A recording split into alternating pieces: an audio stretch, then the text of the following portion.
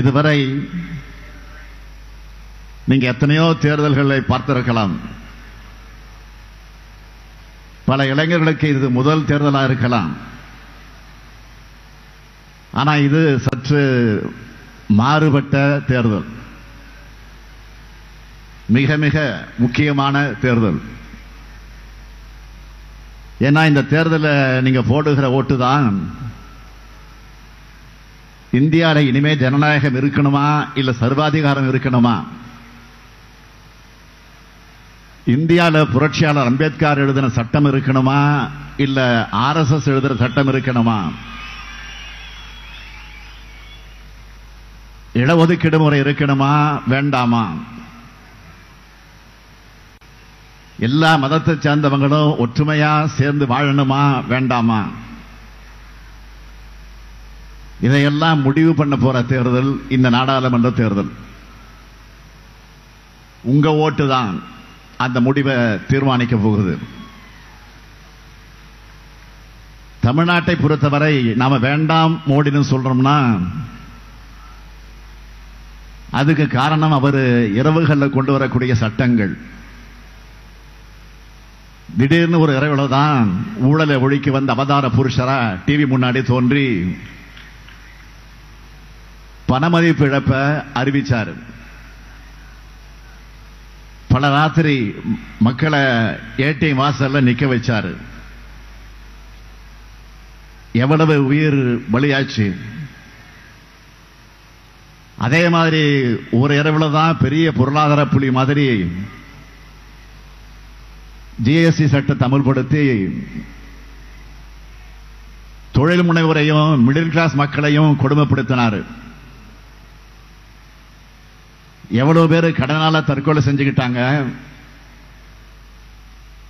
Corona வந்தப்போ என்ன பண்ணாரு? ராத்திரி எல்லோரும் மணி அடிங்க, விளக்கு ஏத்துங்க, கொரோனா போயிடணும். பெரிய சயின்டிஸ்ட் மாதிரி பேசினாரு. இன்னும் நிறைய இருக்கு. அதனாலதான் நாம தொடர்ந்து சொல்றோம், பாஜகவும் பிரதமர் மோடியும் வீட்டுக்கு கேடு, நாட்டுக்கும் கேடு.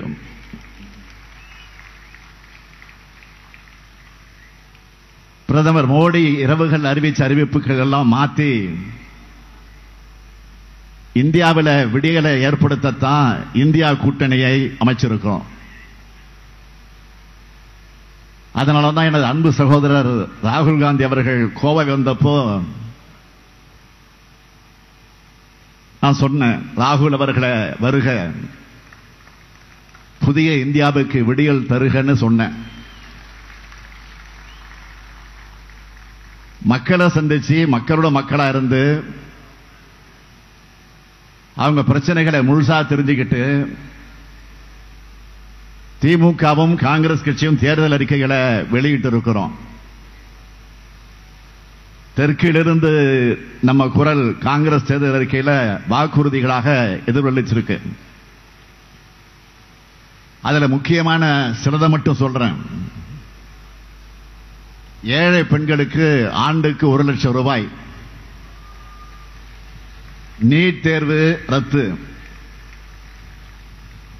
ஒன்றிய அரசு பணிகளில் பெண்களுக்கு 50% இடஒதுக்கீடு,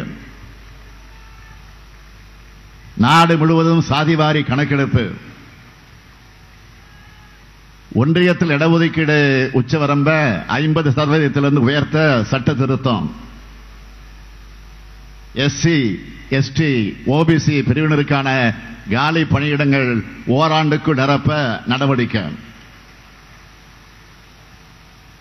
எஸ்சி எஸ்டி ஓபிசி மாணவர்களுக்கான கல்வி உதவித்தொகை 2 மடங்காக உயர்வு,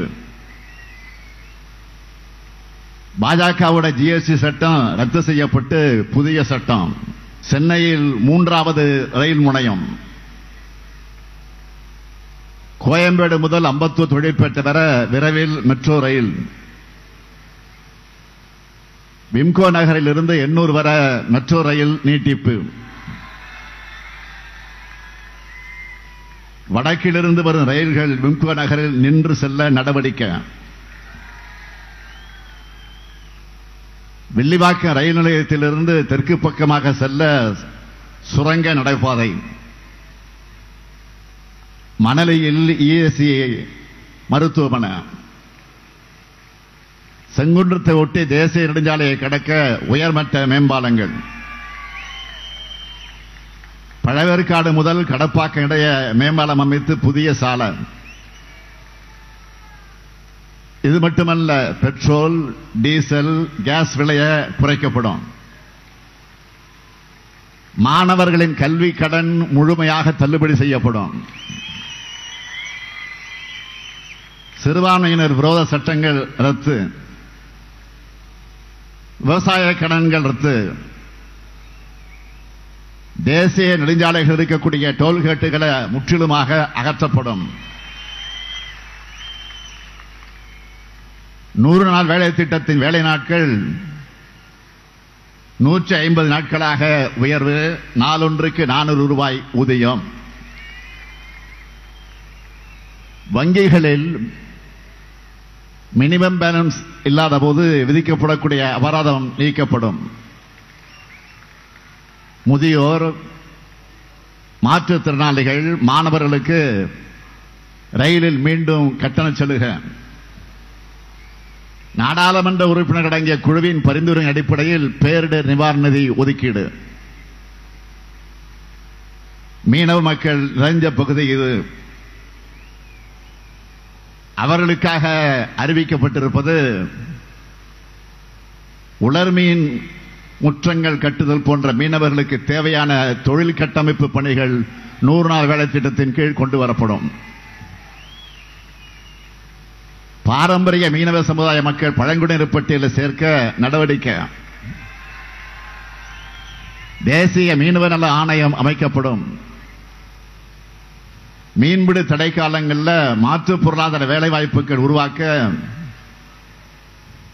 மீன்கள் பதப்படுத்துதல், மீன் வளர்ப்பு, சந்தைப்படுத்தல் உள்ளிட்ட பயிற்சிகள். இன்னும் சொல்லிக்கிட்டே போகலாம்.